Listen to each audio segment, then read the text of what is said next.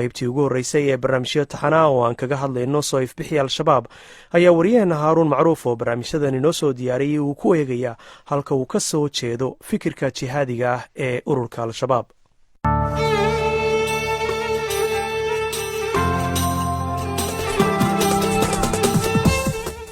bishii Febraayo 1991 maalmo yar uun kadib burburkii dowladdii milatariga ee Maxamed Siyaad Barre ayaa xubno ka tirsan ururkii al-Ittixaad al-Islaam waxay mucaskar ama xarun tababar ka fureen magaalada Kismaayo. ururku markaas waxay jireen 8 sano, hase yeeshee dhicitaanka dowladdii waddanka ka jirtay ee caburin jirta ayaa siisay fursad ay ku dhaqdhaqaaqaan, iskuna hubeeyaan, kuna samaystaan xarumo milatari. intii aysan dhicin dowladda milatariga ah waxaa sanadihii ugu dambeeyey si qarsoodi ah waddanka u soo gelayay oo guryaha dadweynaha iyo meelo gaar lagu daawan jiray cajalado laga keenay dalka Afghanistan oo maqal iyo muuqaal ah, kuwaasi oo ka hadlaya dagaalkii iyo jihaadkii reer Afghanistan ay kula jireen shuuciyaddii midowga Sofiyeeti. cajaladahaasi waxaa waddanka Soomaaliya intooda badan soo geliyey dhalinyaro Soomaali ah oo ay ku jiraan xubno ka tirsan ururka al-Ittixaad al-Islaam. gaar ahaan dadka loo nisbeeyo waxaa ka mid ah 3 nin oo lagu kala magacaabo Aadan Axmed Caraale oo ku magac dheeraa Aadan Jihaad, Maxamed Cabdi Faarax iyo Ibraahim Xaaji Jaamac oo isna loo yaqaano Ibraahim Afqaan, xilliganna ka tirsan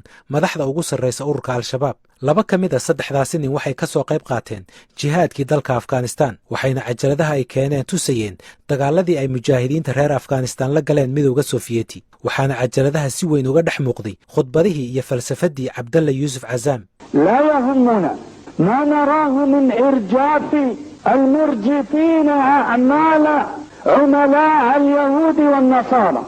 Cabdalla Cazaam waxa uu ahaa mufti jihaadi ah oo u dhashay Falastiin. waxa uu ahaa ninkii caalamiyeeyey jihaadka Afghanistan. haddii si kale loo dhigana waxa uu ahaa maskaxdii ka dambaysay in jihaadkii Afghanistan ay ka qayb galaan jihaadiyiin laga soo dumo caalamka islaamka oo dhan.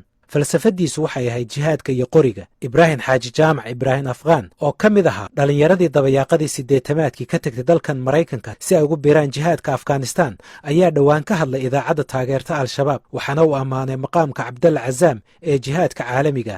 Cabdalla Cazaam waxa uu ahaa faqiih al-jihaad al-mucaasir, mu'assiska iyo caqliga iyo quwadda cilmi ku garab galay jihaadka. shakhsiyaadka noocaas ah Maxamed Qutb iyo Cabdalla Cazaam Sheekh Usaama waxa ay kaga tageen raad weyn, sida darteed Sheekh Usaama shakhsiyadiisa halkaas ayay ka abuurantay. Cabdalla Cazaam waxa uu ka soo horjeeday waanwaanta, shirar la qabto iyo wada xaajoodka. shakhsiyaadka ku qancay falsafadiisa ee ku biiray jihaadka Afghanistan waxaa ka mid ahaa nin maalqabeen ah oo u dhashay dalka Sacuudiga laguna magacaabo Usaama bin Laden. sanadkii 1989 ayaa Cabdalla Cazaam lagu dilay magaalada Peshawar ee dalka Pakistan, balse falsafadiisu waxa ay ku fiday dunida, waxaana booskiisii buuxiyey rag uu ka mid yahay Usaama bin Laden oo isna sii gaadhsiiyey rag Soomaali ah oo iyaguna soo gaadhsiiyey Soomaaliya.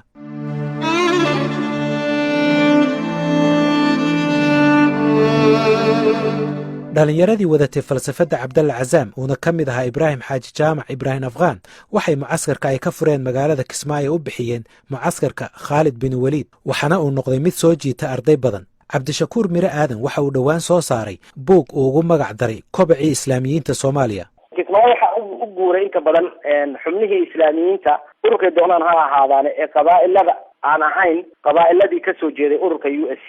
markii la isugu tagay Kismaayo waxa la amaamuday ama meesha la oran jiray school wada ama mucaskarkii Khalid bin Waliid. waxa markii ugu horeysay ku amaamuday nin la yiraahdo Cornel Maxamed Rashid Tabsha oo reer Kismaayo ahaa.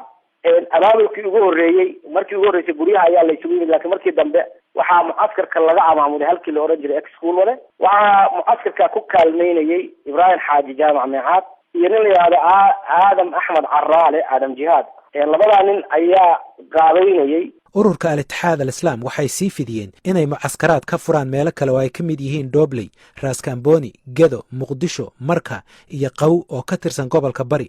hogaamiyihii ugu horreeyay ee ururka al-Ittixaad al-Islaam Sheekh Cali Warsame Xasan ayaan weydiiyey waxa ururku ugu baahday inay samaystaan garab military. garab military oo la sameeyay madriin waxa weeye markii dawladdu burburtay unbaa qoladii meesha ku gaxdayda markii aan dawladdu jirin ayaa shabaabkii ragga dhalinyarada joogay baa la yidhi war waxaan dadkeena aan ku badbaadsanno waxaynu inagu nahay mar haddaan maanta dawlad maanta dadka umadiina nabadgelyadooda ka shaqaynaysa aanay jirin. rag dhalinyaraha baa meelaha intay ku urureen meelaha khaasatan walihii Kismaayo iyo meesha xagga ku baxay ayaga markaa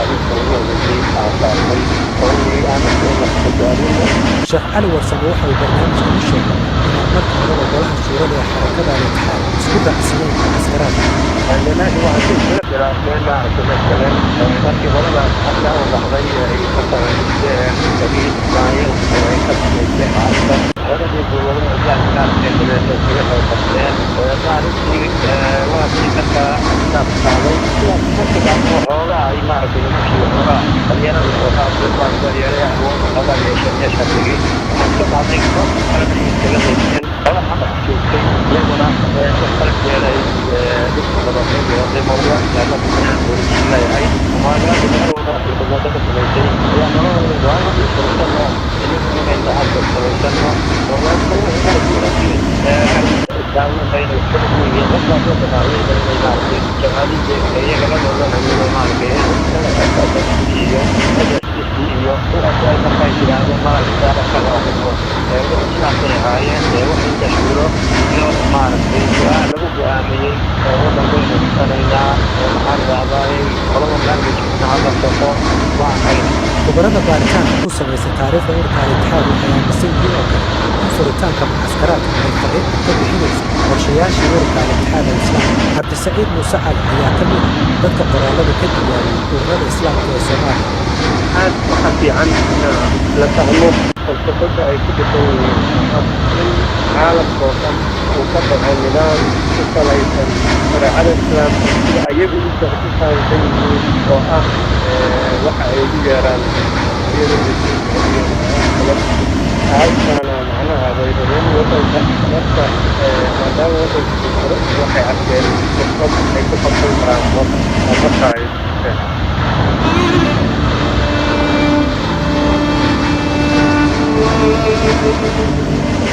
mucaskaraadka al-itixaad al-islaam waxaa markiiba soo food saartay caqabado waaweyn oo kaga imanayay qabaa'ilada iyo jabhadihii qabaa'ilka ku dhisnaa. mucaskarkii ugu horreeyey ururka al-itixaad ee magaalada kismaayo waxa uu ku burburay bilo gudahood, waxaana saldhig u ahaa xubnihii sare ee ururka al-itixaad oo ku kala qaybsamay dagaal uu mucaskarkaasi horseed ka ahaa oo lala galay ciidankii hogaamiye kooxeedkii jenaraal maxamed faarax xaydiid bishii abriil ee 1991 dagaalkaasi oo ka dhacay goobta lagu magacaabo araare oo waqooyi ka xigta magaalada kismaayo.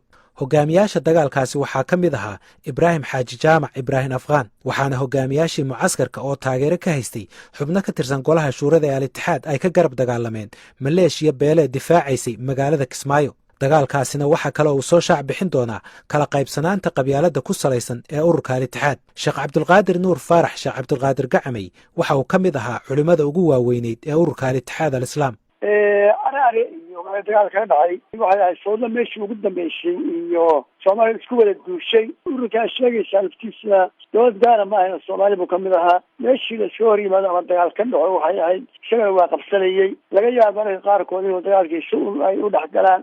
sanad kadib furitaankii mucaskarka khaalid bin waliid ee magaalada kismaayo waxaa mucaskar kale ay ururka al-itixaad ka fureen halka lagu magacaabo qaw oo ka tirsan gobolka bari una dhow magaalada boosaaso. hase yeeshee ururka al-itixaad waxay mar kale muddo sannad ah gudihiis foodaystareen mid ka mida jabhadihii qabaa'ilka oo ahayd jabhaddii SSDF, waxayna taasi dhacday kadib markii ururka oo awooddiisu ay ku sii fidaysay gobollada waqooyi bari in muddo ahba ay damceen inay la wareegaan maamulka gobollada bari, sanaag, nugaal iyo mudug. sheekh cabdulqaadir gacamey ayaa iiga warramay sida ay wax u dhaceen.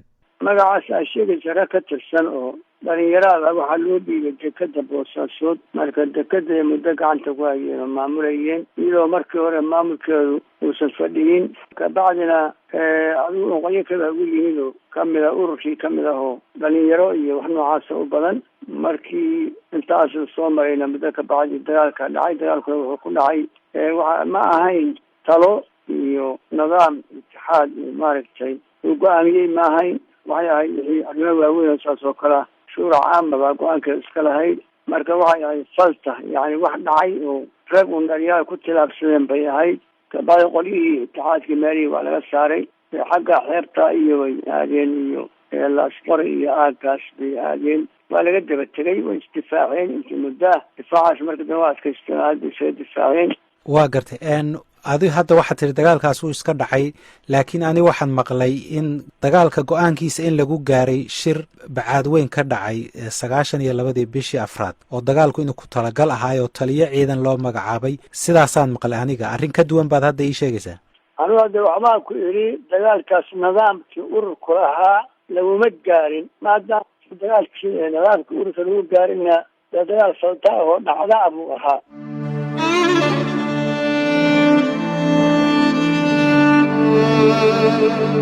hogaamiyihii ururka al-itixaad sheekh cali warsame waxa uu barnaamijkan u sheegay inaan isaga lagala tashan dagaalkii araare iyo kuwii gobolada waqooyi bari labadaba.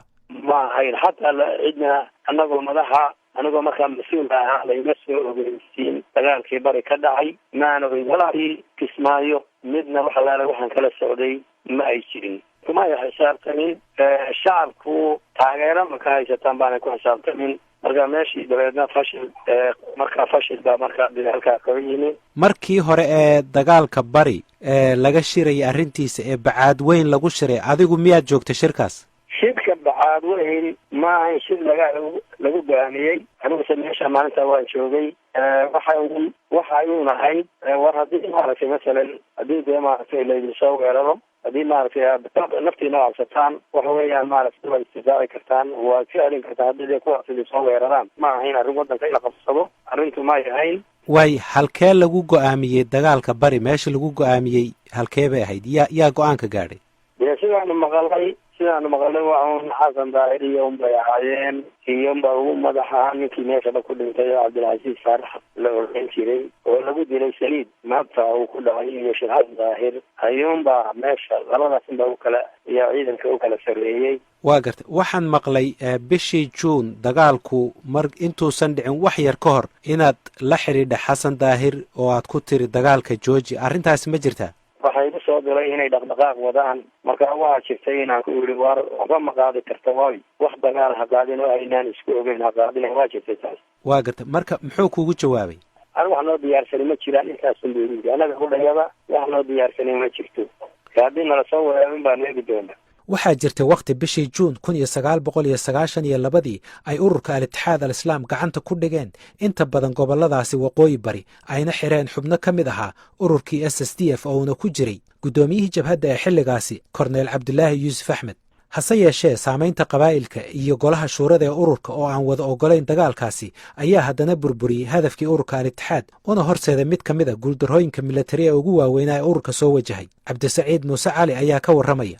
ragga waagaas nimankan culamo uu ahaa waxay ahaayeen rag laga yaabo inay xer soo mareen qabiilkooda kusoo dhex noolaa kabacdi jaamacad ama suudaan ama sacuudi carabiya u tegay marka weli waa aaminsan yahay wixiisi 5 sano oo sacuudiga joogayna oo fikirkan salafiga baranayana kama baabi'inayso qabyaaladii ama qabiilkii uu intaas kusoo dhex jiray kusoo dhex noolaa. guuldarradii ururka al-itixaad ee gobolada waqooyi bari waxay ku qasabtay ururka inay golihiisa shuurada ay maxkamadeeyaan xubno ka tirsan ururka oo keligood go'aanka qaatay. waxay go'aamiyeen in la xiro mucaskaraadkii gobolada waqooyi bari marka muqdisho marka laga reebo mucaskarkii gobolka gedo. waxaa sidoo kale maxkamad la saaray xubnihii ka tirsanaa ururka ee dagaalka bilaabay. haddii aad u aragto in muuqaalada noocani oo kale ah aad wax ka faa'iidayso leeg saar si aan u aragno cadadda tirada danaynaysa mahadsanid.